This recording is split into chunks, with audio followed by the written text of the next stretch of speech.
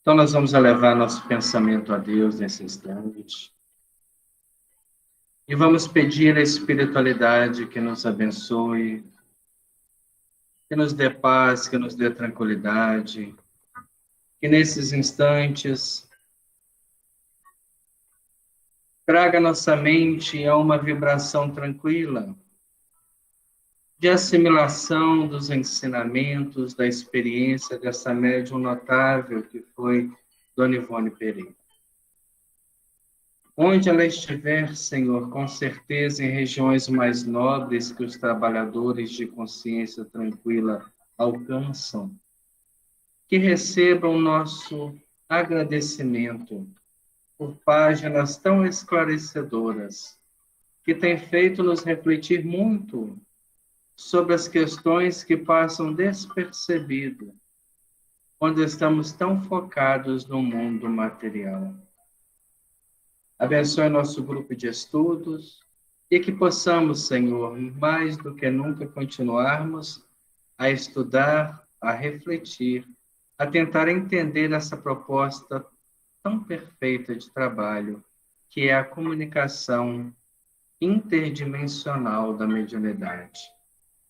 Abençoe-nos, Senhor, permaneça conosco hoje, agora e sempre. Que assim seja. Então, vamos dar sequência ao nosso estudo, né? Na semana passada, a gente parou naquele ponto nevrálgico, né, da situação. Ivone tinha uma parente, uma jovem, uma criança ainda, que estava tendo um comportamento muito inadequado. E esse comportamento demonstrava que ela estava sob a influência de alguns espíritos. Então, na noite de 18 de março, né, olha aí a coincidência, hoje fazendo 64 anos, que foi em 1958, ela teve visitando essa sua parente e, estando na casa dela, ela teve a oportunidade, ao contato do espírito Charles, de fazer o desdobramento mediúnico e analisar o caso no panorama espiritual. A jovenzinha já havia passado por diversos tratamentos, castigos, curo, uma série de orientações, de carinho, de entendimento, mas nada conseguia removê-la daquele comportamento um tanto quanto excêntrico. E aquilo foi se tornando preocupante. Então, quando ela estava na casa dela, né, há 64 anos atrás, imaginemos que essa jovem pode estar ainda encarnada, né, e ser aí uma testemunha desse estudo, desta obra, ela faz um desdobramento mediúnico e ela encontra no panorama espiritual da casa, na dimensão espiritual, uma pleiade de espíritos totalmente disformes.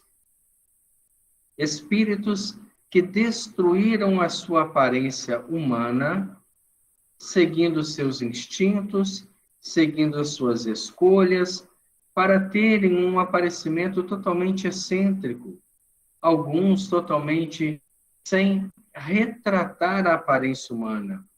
Ela vinha citando alguns, né, entre eles um que parecia um tronco de uma árvore, onde ele não tinha feições, o rosto ficava no tronco e os braços eram como se fossem cipós que ficavam se chicoteando enquanto ele andava.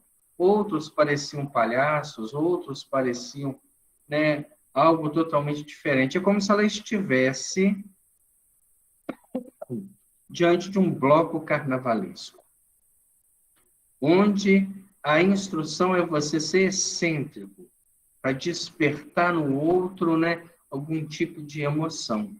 Quando a gente assiste um bloco carnavalesco, e o último que eu tive a oportunidade de ver, eu tive que passar por dentro, para chegar no Modernos a tempo do estudo, então você vê as pessoas assim procurando cada um aparecer algo mais excêntrico do que a outra, querendo de alguma forma ser diferente daquilo que ela é, ou assumir uma personalidade que na vida normal ela não tem coragem, para despertar nas outras pessoas um reconhecimento da sua coragem, do seu espírito folião, do seu estado de brincadeira, mas, na verdade, esse comportamento se associa mentalmente com espíritos desta ordem, mistificadores.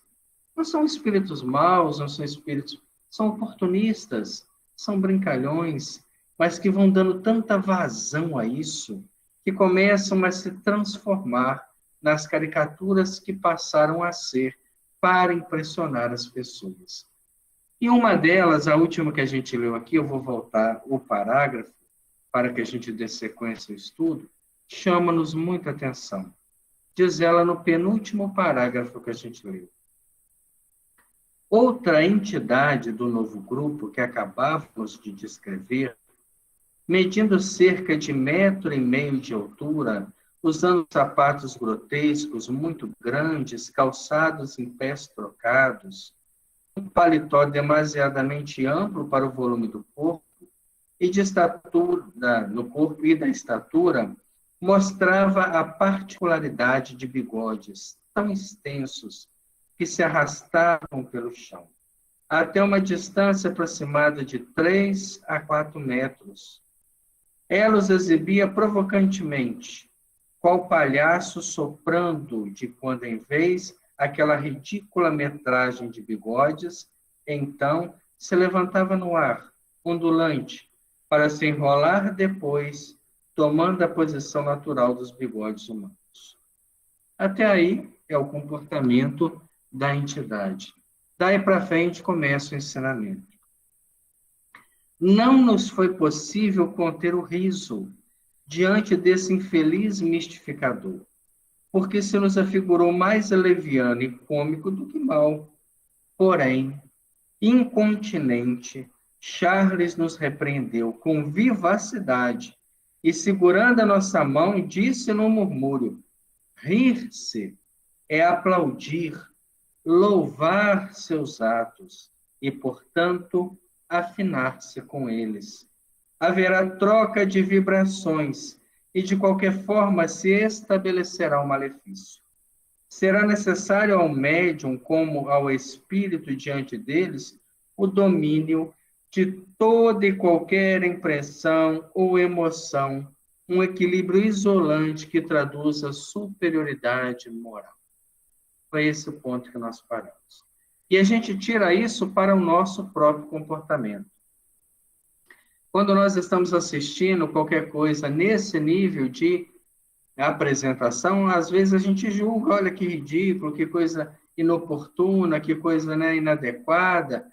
Mas enquanto nós estamos gerando emoções, nós estamos trocando vibrações. Como num processo hipnótico.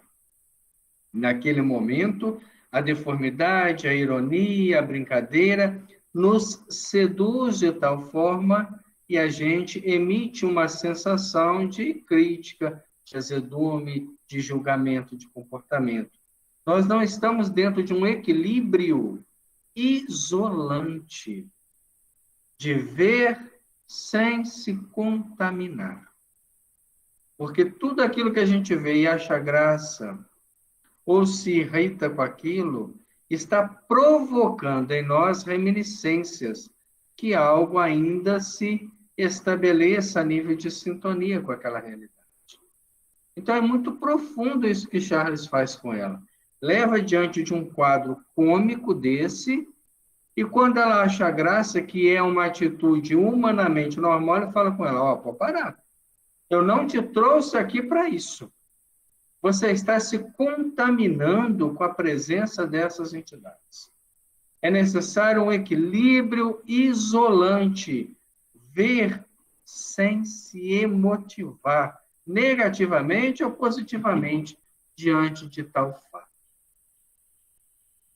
Alguns outros, continua ela falando, né?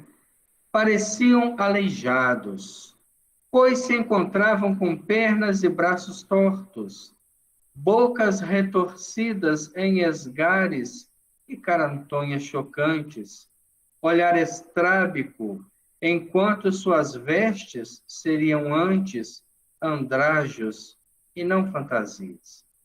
Gemiam e choravam, bradando pelo socorro de alguém que os ajudasse a se recompor, pois não conseguiam reequilibrar-se no estado em que lhe era natural, antes das farsas mistificadoras que criavam no intuito de atormentar o próximo. Pareciam sofrer superlativamente, aterrorizados, deprimidos, decepcionados. Então, algumas entidades que faziam parte desse bando já estavam ali enfatizadas daquilo tudo, querendo se libertar, mas não tem força.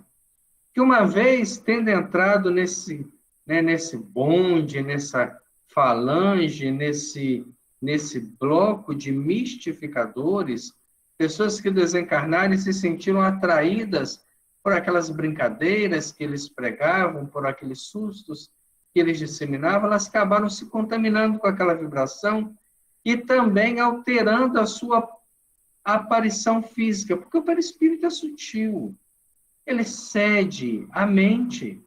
Então, aquele que acredita ser algo acaba se tornando aquilo.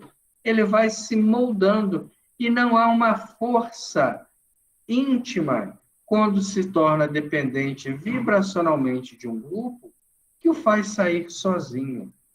Então, Charles, observando aquela situação, explicou: esse é o final de tantas leviandades e inconsequências praticadas por eles.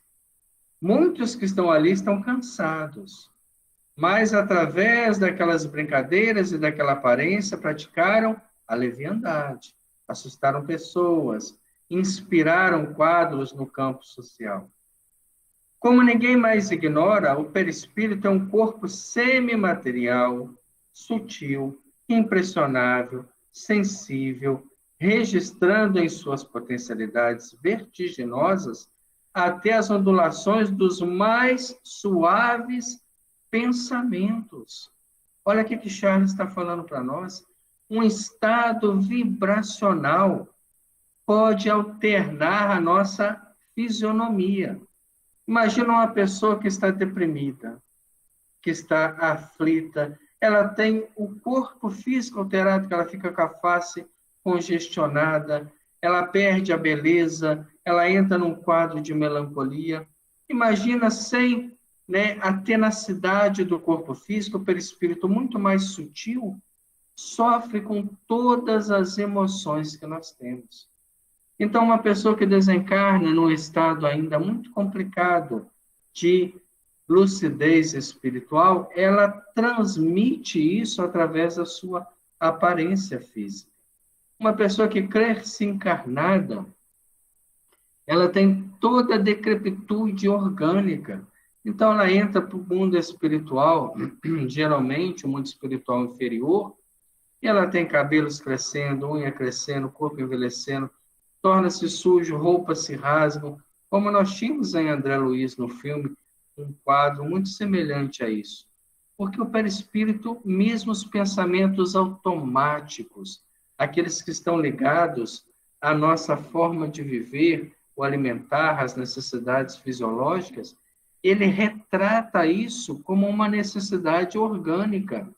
Ele está muito próximo da realidade material, mas muito mais sensível às emoções do pensamento.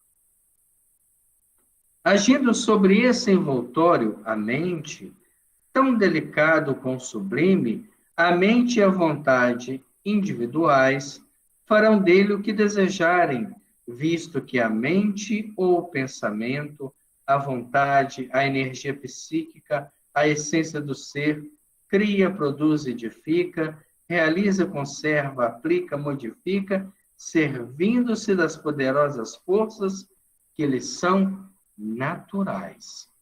Então, o pensamento, ele é uma força natural que altera o perispírito. Quando nós tivermos o pensamento um pouco mais equilibrado, com certeza, desencarnar nessa etapa, nosso perispírito não vai sofrer modificações grotescas. Mas criaturas com pensamentos voltados a complexos de culpa, de dependência espiritual, de hipnose profunda, podem ser deformadas a diversas formas. Nós vemos na literatura de André Luiz criaturas que foram reduzidas à forma de ovoides, que são ligados às mentes dos incautos, né, daqueles que não se preocupam com a moralização, com a espiritualidade em si, para sugar a energia vital. Então, são seres espirituais que abriram mão da sua forma, que se entregaram a hipnotizadores de tamanho poder magnético e foi reduzindo a sua forma a um estado, né, de como se fosse um ovo, como se fosse apenas uma esfera, mas ali há um espírito, ali há um ser espiritual que está sob um complexo magnético muito intenso e que necessitará de diversas operações magnéticas para retornar à sua própria forma física. Dedicadas ao exercício contínuo de tantas ações desarmoniosas, afeitas a tantas inconveniências e inconsequências, comumente durante longas décadas, essas entidades terminam por viciar não apenas a própria mente, como ainda as próprias essências, ou matérias sutis, maleáveis do perispírito, o qual se deforma antes os choques, por assim dizer, magnéticos das vibrações emitidas, para o lamentável feito de se afeiam ante o domínio mental de tantas carantonhas e desfigurações da forma ideal perispíritica imaginada pela criação. Então, o que ele coloca para nós? Essas almas, acreditando ser aquela aparência, vão alterando o seu formato. As células perispirituais que mantêm a aparência humana, que é, né, a aparência do Criador. Nós somos a forma que o Criador escolheu. Nós somos a sua imagem, semelhança. Mesmo no estado humano, como no estado animal, como no estado mineral, como no estado vegetal, nós temos uma essência divina. E nesse estado que estamos vivendo, foi determinação do alto que nós tivéssemos essa forma necessária à atmosfera desse planeta, a convivência com os recursos minerais que nós temos. Agora, imaginemos se nós pudéssemos, com a nossa própria mente, alterar a nossa fisionomia.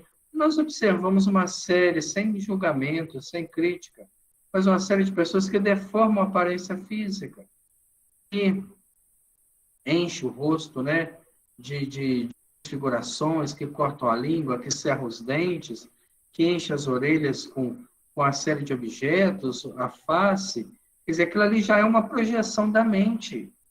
E ela está limitada pelo corpo físico, mas já consegue aproximar daquilo que realmente é a sua essência. Então, quando essa criatura chega a desencarnar, ela tende a deformar mais ainda o perispírito, porque é uma criatura insatisfeita. Ela não está satisfeita com a sua aparência e busca algo que lhe traga um pouco mais, né, de satisfação pessoal, nem que seja para chamar atenção, necessidade de valorização, algo que falta dentro dela. Ela busca na deformação da sua própria aparência. Nós temos, por exemplo, uma série de deformidades na nossa natureza humana, mas são deformidades que surgem através de expiações, ou através também de acidentes, de operações que são feitas. Mas no mundo espiritual, qualquer pensamento, ele age no perispírito. Por isso a necessidade da educação mental desde já, para que a gente possa já se acostumar com o que vai ser a nossa vida no mundo espiritual. Eu não sei quanto tempo levará para me chegar lá, se eu estou com planejamento de uma viagem muito longa, de uma viagem muito curta, se eu estou com planejamento ainda de tantas décadas ou de apenas alguns meses. O importante é a gente estar pronto para ir com tranquilidade, mas deixando também para trás uma estabilidade emocional nos nossos familiares que não nos aflinja, que não nos atinja, que não nos desequilibre. O silêncio mental, o equilíbrio emocional é muito importante tanto para quem desencarna, como para quem fica. Por isso, os velórios, né, precisariam passar por uma grande renovação. Hoje em dia, torna-se mais comum fechar a capela mortuária à noite, até mais seguro quanto à ação de malfeitores.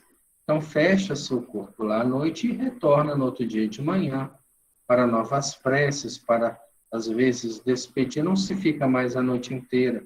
Tem se tornado muito comum, até mesmo aqui na nossa cidade. E isso, para o espírito, é uma bênção muito grande.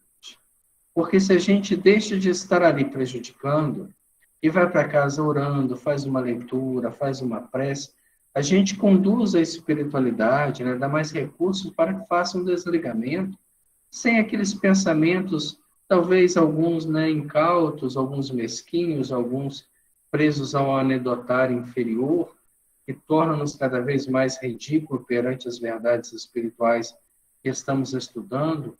E isso só prejudica, como se tornássemos um ambiente insalubre, irrespirável para aquele que está tentando se libertar. Às vezes, esse desligamento, que é o desencarne, só consegue ser feito horas mais tarde, após o sepultamento, devido até ao pensamento daqueles que estão em volta.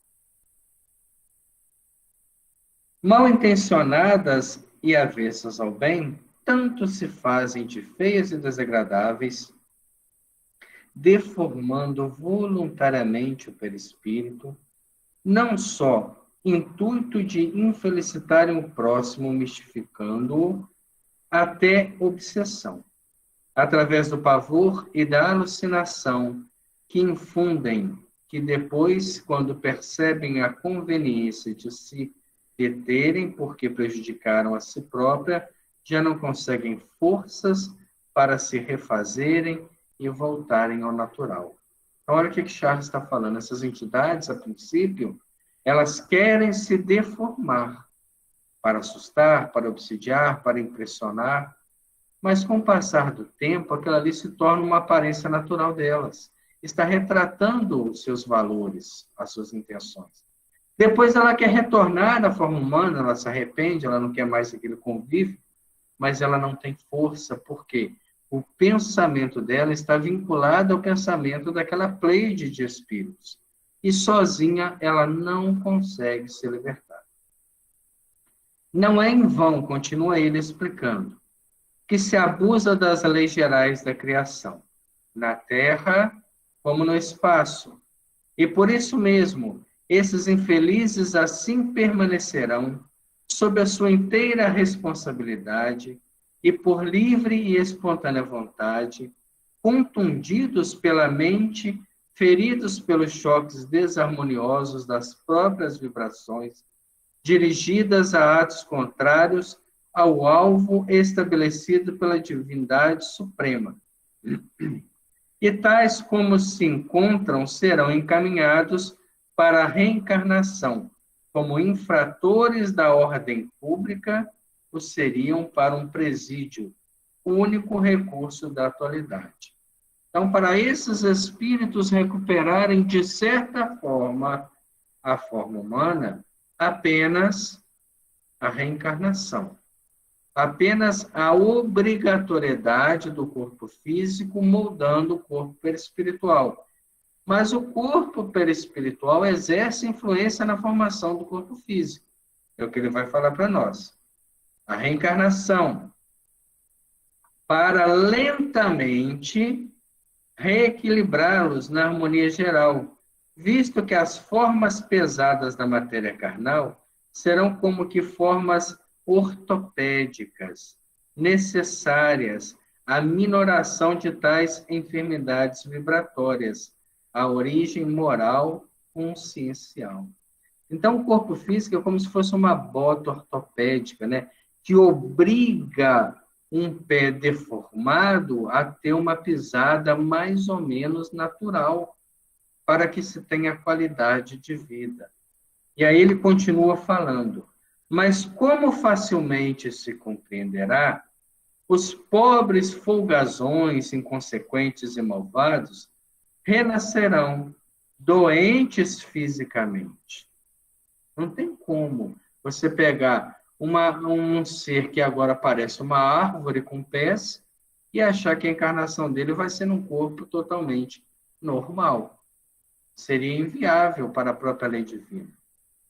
Já que doentes graves como espíritos, arrastando o corpo intermediário ou perispírito, brutalizado como vês, serão, portanto, enfermiços, raquíticos, retardados, vítimas de males incompreensíveis que a medicina terrena diagnosticará como enfermiços, como de origem sifilítica, né? Como se fossem filhos da sífilis, que deformava o corpo físico. Serão ainda feios, tristes, doloridos, tardos de movimento e ação, porque tardos de vibração, sofredores e até dementes, tolos, medíocres, causando muitas vezes repugnância e compaixão a quem conhecer. É a lei de causa e efeito. Não há nada que se burle a lei divina. Se no livro Entre a Terra e o Céu, Clarencio explica a André Luiz Hilário que uma semente que vem a brotar, que vem a encontrar a luz, é um ser que desejou e que Deus escutou aquele desejo através da lei. Esses seres que agora se divertem, deformando o perispírito a tal ponto, com certeza estão construindo para si mesmo uma colheita muito dolorida. E às vezes a gente pergunta, mas e os pais, né? Que vão gerar, às vezes, filhos deformados, doentes, limitados, amputados. São aqueles que sintonizam com eles, que batem palma, que estimulam, né, esse mesmo procedimento. E aí a gente vê que nada foge à lei divina. Quando a gente acha a graça das coisas mais bizarras, na verdade, nós podemos estar nos consorciando com elas, para convivermos com elas durante algum tempo. A sentença cristã, a cada um segundo as suas obras, é artigo mais elástico do que os homens têm imaginado. Esses infelizes que aí vês, ferindo, atraiçoando, mentindo, perseguindo seus irmãos de humanidade na terra como no invisível, e a si próprio feriram, atraiçoaram, mentiram, perseguiram.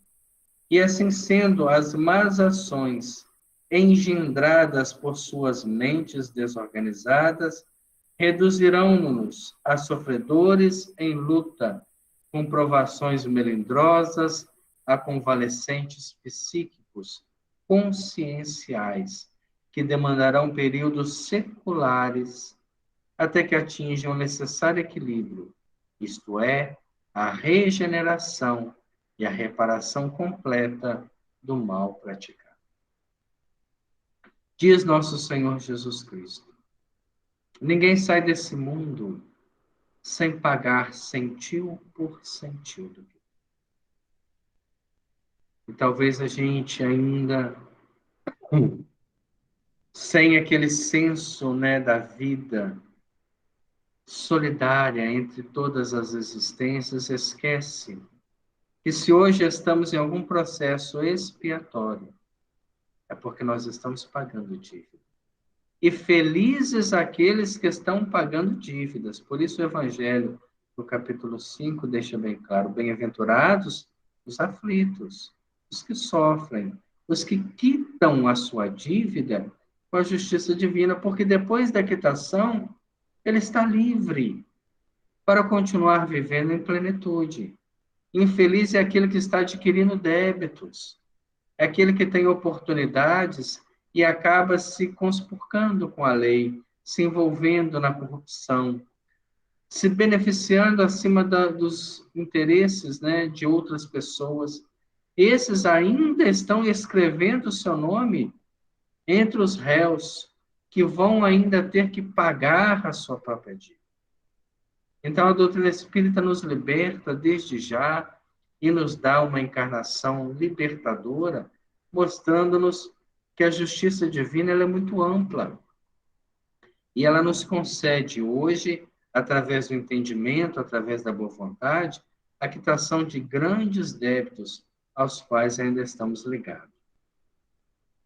Encerrando o capítulo, ele coloca para nós: do que fica exposto, depreenderás as responsabilidades que pesam sobre os ombros dos espiritistas, médiuns ou não.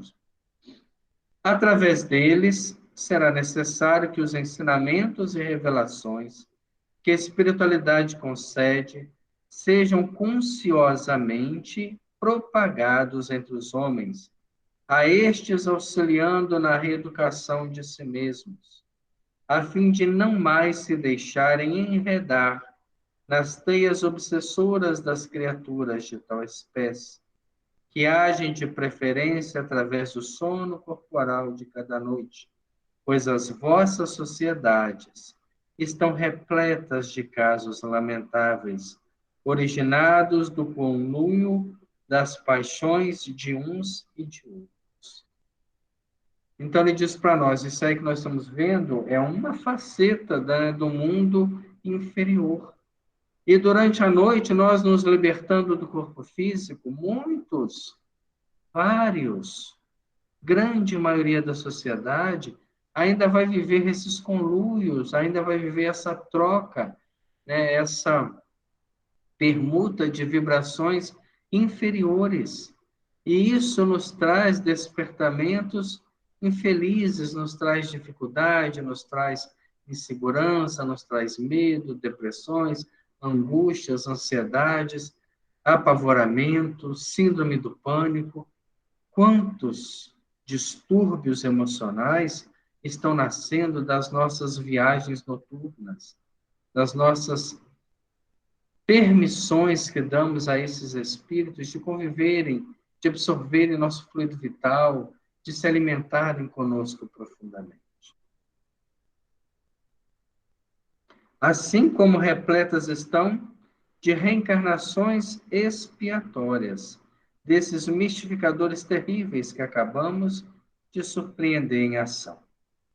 E que leigos e espíritas meditem a tempo sobre o perigo dos desequilíbrios do mundo mental de cada um, que bem poderão fornecer acesso à invasão análoga do invisível.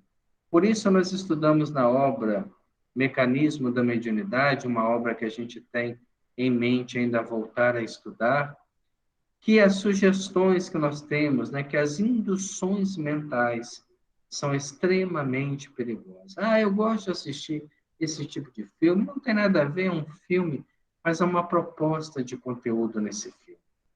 E essa proposta tende a gerar emoção, que vai fazer com que a gente se ligue a um grupo de outras almas que vibram naquela emoção.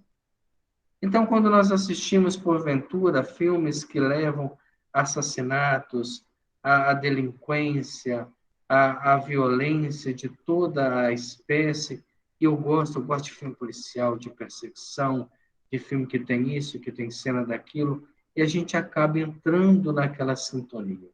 Mas eu não sou uma pessoa assim, eu apenas gosto. Esse gostar já demonstra que intimamente aquela natureza reflete algo em mim. Então, logo deixando o corpo físico no descanso natural do sono, eu me desdobro naquelas realidades infelizes.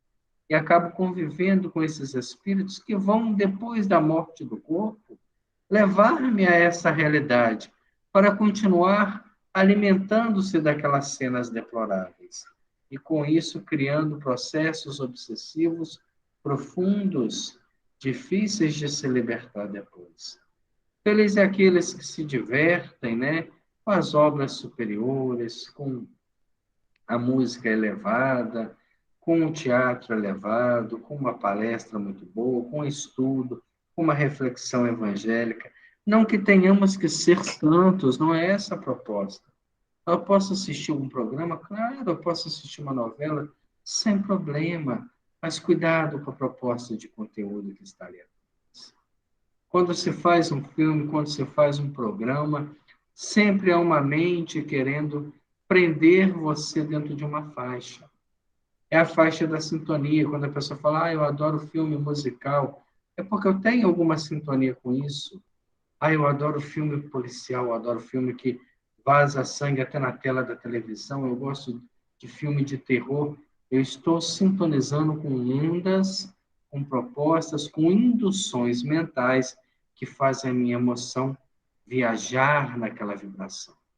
E com isso criar sintonia semelhante a essa que nós estudamos, com consequências consideráveis. Resta-nos, encerrando, Charles diz, acrescentar que a criança que passava pelo processo obsessivo, que deu motivo à presente lição, se corrigiu das anormalidades apresentadas. Aliás, é a Ivone que está dizendo. E o que mais contribuiu para tão feliz desfecho foi o serviço de conselhos e preces a favor das entidades influenciadoras durante as fraternas e tão belas reuniões do culto do Evangelho no lar, que os espíritas há algum tempo tão amorosamente praticam, recordando os tempos apostólicos. Então, o que é o culto do Evangelho no lar? É o trabalho de desobsessão da nossa casa. Não é levar nome para o centro espírita.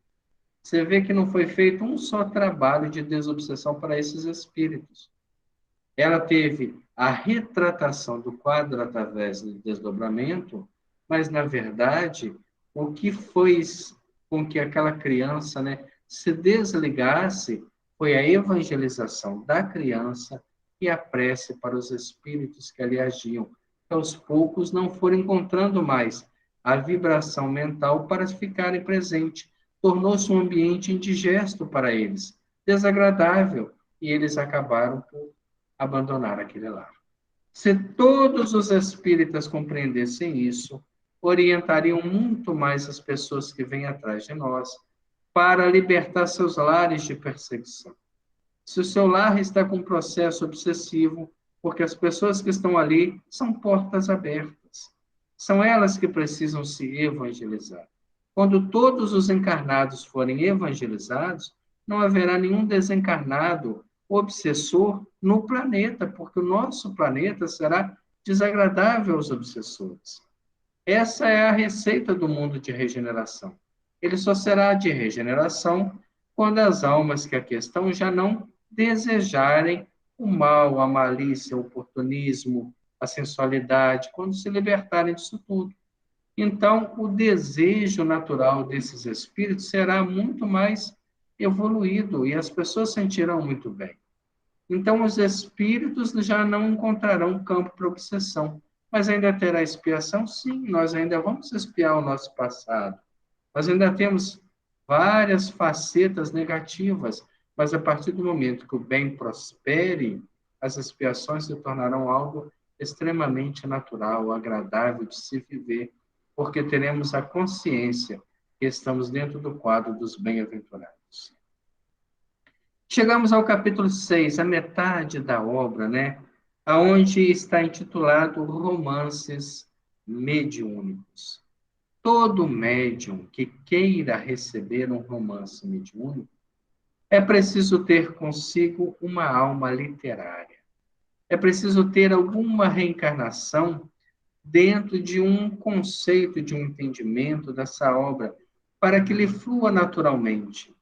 Chico Xavier conta-nos que ele desejou receber romances, e essa história, se não me engano, está no segundo Pinga Fogo, que está disponível aí no YouTube. Ele havia lido, ou no primeiro, não tenho certeza, as obras da médium Zíbia Gama, a professora Zíbia Gama, que deixou uma série de romances mediúnicos de alto nível, de conteúdo moral cristão admirável. E ele se sentiu assim muito emotivo com aquilo, com aquelas histórias, com aqueles encontros. Então, ele conversando com Emmanuel, ele pede a oportunidade de psicografar romances. E Emmanuel, observando Chico Xavier, disse: realmente, se você conseguir nos dar uma condição mental superior à que você tem hoje, nós poderemos contar algumas das nossas memórias. E os romances do Chico são as memórias de Emmanuel, há 2000 anos, 50 anos depois, Ave Cristo, Renúncia. É uma sequência, né, Paulo e Estevão, é uma sequência de vivências dessa alma, onde ele esteve presente em alguns e aonde ele narra, né, como Paulo e Estevão, a história, entre outros. E o Chico fala, né, que ele levou ainda algum tempo, alguns anos, para alcançar uma tranquilidade mental, para deixar que Emmanuel pudesse psicografar as suas memórias. E a gente acha que receber romance é coisa simples, né? Não é. É necessário um estado mental que ele, Chico Xavier, não tinha. E ele cita ainda que à época a casa era muito movimentada, muitas crianças pequenas, muitas preocupações, e ele não conseguia se desligar a tal ponto para a psicografia de romance. Está no Pinga Fogo número 1. E ele cita, então, que a primeira obra psicografada nessa linha foi o romance há 2000 anos, um dos mais belos, uma obra-prima do Espiritismo. E ele começa a psicografia, né? A psicografia começa com dois romanos conversando, sentado em um declínio, e a chuva vinha armando, e ele começa a ver aquele quadro todo, e a chuva começa a cair, ele sente o cheiro da terra molhada, então ele desperta daquela psicografia assustado com aquele grau de realidade. E Emmanuel diz a ele que ele estava, né, debaixo de uma hipnose muito grande. Ele estava vendo, sentindo o que Emmanuel lembrava e psicografava. Então, foram obras extremamente vivenciadas pelo médium psicógrafo. E aqui nós vamos ver como que funciona através de Ivone Pereira, com todo esse potencial mediúnico, esse desdobramento, com todos os registros que ela é capaz de fazer. Por isso as suas obras são de uma integridade, de uma profundidade que deixa qualquer um atônito.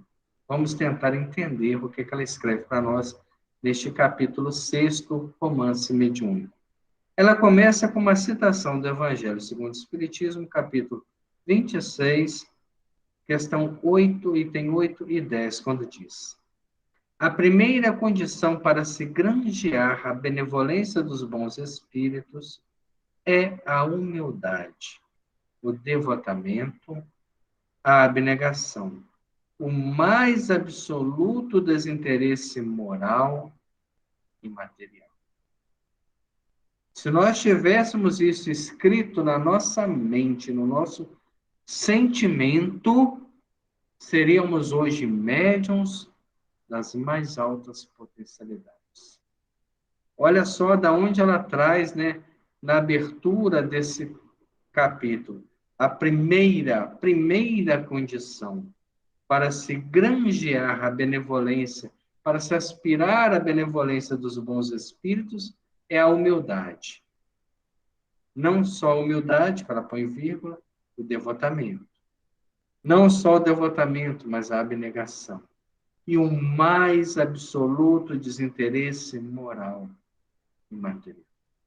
Quando assim formos, seremos com certeza médiuns do bem, médiuns da construção do belo, médiuns de romances profundos, de obras que vão ficar eternizadas, porque o nosso sentimento é que o bem prospere, não que eu apareça, nossa, foi fulano que psicografou, que coisa absoluta, fulano não é nada.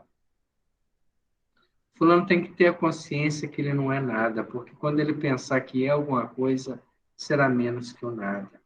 A obra é dos espíritos, nós somos apenas um lápis, uma caneta que escreve sob o comando de uma mente. E quanto menos interesse eu tiver em reconhecimento, Quanto menos interesse eu tiver em vaidade de falar, nossa, eu tenho tantas obras psicografadas, Chico Xavier, com toda aquela manancial de obra, 412 que partiram das suas mãos cansadas, nunca teve vaidade nenhuma. Era a pessoa mais simples, tratava as pessoas como se fossem doutores, e ele aquela simplicidade toda, sendo que era muito maior do que qualquer um que ali estava. Mas isto não era falso nele, era a sua realidade, era a sua pureza de alma. Por isso, foi médium de tantas obras, como nós temos hoje, a imensa obra de Divaldo Franco, né? 300 obras psicografadas, mas todo um trabalho social que nós levaríamos vidas e vidas para construir. E ele fez tudo em uma única existência. Saudemos essas almas, como Dona Ivone Pereira, como Raul Teixeira, almas que vieram com uma decisão, com um determinismo de trabalho. Nós ainda somos alunos, eles são mestres, porque ensinaram e ensinam através de seus exemplos, que possamos aprender para um dia também sermos mestres, mas quando formos mais humildes possível, aí sim teremos alcançado a condição de instrumentalizar algo de útil para a sociedade. Frequentemente, começa ela contando para nós, amigos nossos, igualmente afeitos às leis espíritas, solicitam-nos esclarecimento sobre o modo pelo qual são ditados do além os romances, sempre tão atraentes, da já vasta bibliografia espírita. Tomarão os autores espirituais a mão do seu aparelho mediúnico tão somente? Indagam alguns observadores. Atuarão também sobre o cérebro do seu intérprete, seguindo a linha conhecida das faculdades psicográficas? Servir-se-ão da audição porventura? Talvez da intuição? De princípio, afirmaremos que dependerá racionalmente da classificação do médium, tal como Nola explica as obras básicas da doutrina, podendo, portanto, um romance provir do além através de qualquer daquelas vias mediúnicas e também pela inspiração e até pela incorporação, para que alguém escreva enquanto o aparelho receptor ou o médium dita sob o impulso do ser comunicante. Não obstante, acrescentaremos que, além da psicografia mecânica, da semimecânica, da intuição e da audição, poderão verificar-se num ditado mediúnico para o romance, pelo menos outros meios igualmente concludentes e detalhados que o próprio médium fortalecem na fé e nas corajosas disposições que lhe serão indispensáveis ao melindroso mistério. Ao passo que um mundo novo, um novo horizonte, uma sociedade rica de belezas e harmonias, se desvendam para o seu espírito, encantando até o indefinível, com uma felicidade diferente de tudo que na Terra se conhece por esse nome. Inconcebível, portanto, aos entendimentos que não a tenham penetrado. Há várias formas dos espíritos atuarem sobre os médiuns. Então, ele pode ditar um espírito através da audição. O médium vai escutando e vai escrevendo. Através da intuição é mais difícil, mas é possível da inspiração. Da incorporação, nós temos casos, se não me engano, o médium João Berbel, ele tem várias obras já publicadas através da incorporação. Os espíritos ditam através dele e aos seus auxiliares que vão anotando aqueles ditados que formam-se livros. Nós temos a psicografia semimecânica, aquela que o médium está consciente de tudo que está escrevendo. E nós temos também a psicografia mecânica, aquela que o braço vai escrevendo e o médium não tem noção nenhuma daquilo que está sendo escrito. Então, há várias formas desses romances chegarem. Tratando-se de um ensaio complexo, preferiremos, sobre o assunto, afirmar somente aquilo que particularmente nos disser respeito. Então, o que ela está falando para nós? Olha, o que eu posso falar é da experiência que eu tenho, que ainda não foi narrada, daqueles que assistem às cenas desdobrados e depois retornam para a psicografia. Visto ignorarmos particularidades de recepções mediúnicas de outros instrumentos. Assim sendo, começaremos declarando que receber obras mediúnicas, quer se trate de romances ou não, se para alguns médiuns constitui missão, como presenciamos suceder a Francisco Cândido Xavier, lembramos que é uma obra muito antiga, né? Nós estamos aqui na década de 50, onde Chico Xavier estava no auge da sua faculdade mediúnica, não havia psicografado nem 100 livros. Para outros, constituirá provação e resgate de algo mal interpretado ou realizado no passado reencarnatório. A faculdade psicográfica, principalmente de livros, ela pode ser um resgate de escritores que, de certa forma, iludiram, né, aqueles que gostavam das suas obras, que implantaram neles ideias falsas e não deixaram de ser, né, indutores mentais, que fizeram com que pessoas lessem as suas obras, interpretassem valores de forma totalmente diferente e acabassem tomando condutas que responsabilizaram os seus escritores. Olha como é que a coisa é séria. Você escreve um artigo lá, né? Hoje em dia, na rede social, todo mundo é escritor. Aí faz análise e coloca alguma coisa lá, e aquilo ali, um comenta, um compartilha, outro acha ruim, outro acha bom. Mas naquele momento você está infiltrando vibrações, está gerando vibrações à pessoa. Processo hipnótico. E essas vibrações vai colocar a casa mental dessas pessoas em frequências específicas, que podem trazer benefícios ou malefícios. E até nisso, nós estamos sendo responsabilizados na lei. Nosso nome está sendo escrito em algum lugar por beneficiarmos ou prejudicarmos alguém. Nesta última categoria, daqueles que recebem obras, né, mas como uma expiação, nos colocamos a nós mesmos, pois não ignoramos seja um resgate às terríveis peripécias que hemos sustentado e vencido até agora, para conseguir apresentar à bibliografia espírita a pequena contribuição que nos tem cabido. Olha a humildade da média. Ivone Pereira deu uma das maiores contribuições mediúnicas. O livro Memórias de um Suicida, que foi recebido na década de 30 e que a FEB não recomendou e não editou, esteve para ser queimado, porque até ela achou que aquilo ali era uma divagação muito grande. Não havia informações do mundo espiritual a respeito da integridade daquela obra, então não havia nada que justificasse uma obra tão profunda. E a FEB, por medo, por insegurança, acabou renegando aquilo ali, não recomendando a sua publicação. E ela esteve para queimar aquela obra.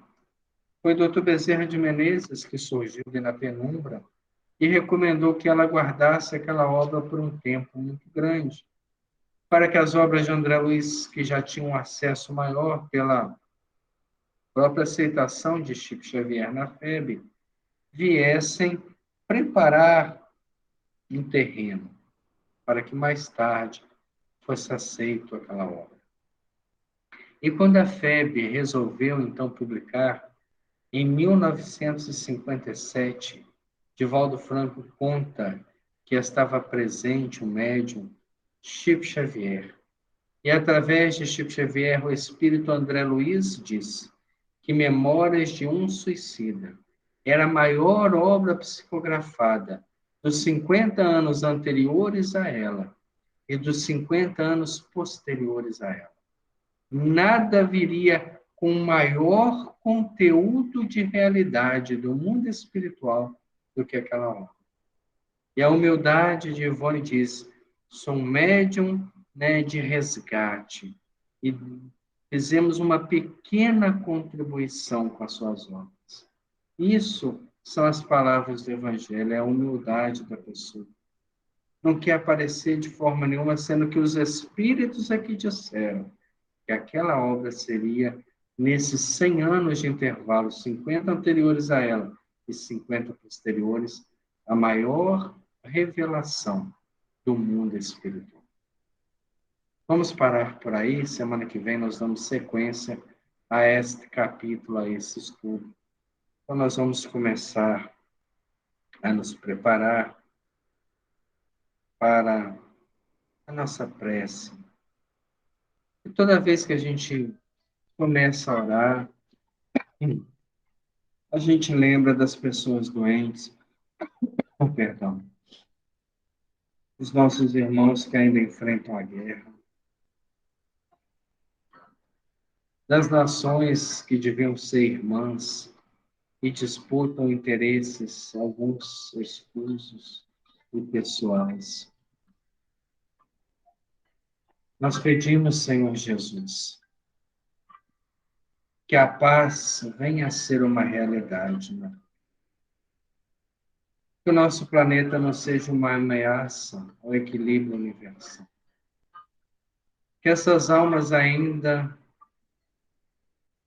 presas aos valores bélicos possam repensar a sua própria essência, Senhor. Para que não haja mais derramamento de sangue. Para que não haja mais crises alimentares em todo o planeta. Para que nós também possamos estar em paz com a nossa família, com os nossos entes queridos. Porque a guerra externa é resultado da guerra interna, que ainda existe. A natureza animal que insiste em viver alimentada pelas nossas paixões. Abençoe-nos, Senhor, nesta noite de sexta-feira. Abençoe os nossos irmãos do Lar Cristão Paulo de Tarso. Muitos ali estão terminando a sua existência. Que seja, Senhor, um período de reflexão, de tranquilidade e não de revolta. Que possam, durante o sono do corpo físico, reencontrar seus entes queridos, aqueles que viajaram mais cedo e preparam agora para eles a festa do retorno. Que quando chegar o momento de cada um, seja um momento de paz, não de angústia, e não de revolta, e não de tristeza. Que essa paz que nós desejamos aos nossos irmãos seja uma realidade no nosso sentimento. Que possamos ficar em paz, Senhor, mas sabendo que a paz do Cristo é a paz do trabalho, da consciência tranquila, da oração por aqueles que sofrem, por aqueles que ainda não aprenderam a conviver conosco, Senhor. Há tantos que ainda se desagradam com a nossa presença. Que pena que ainda inspiramos esse sentimento. Que possamos entendê-los em profundidade e, quem sabe, inspirar neles sentimentos melhores. Nós te agradecemos, Senhor, por essa noite, por essa reflexão, por este estudo e por esta obra. Continue nossos caminhos, Senhor, em nossa vida, hoje, agora e sempre. Que assim seja. Graças a Deus. Obrigado a todos pela presença. Semana que vem estaremos aí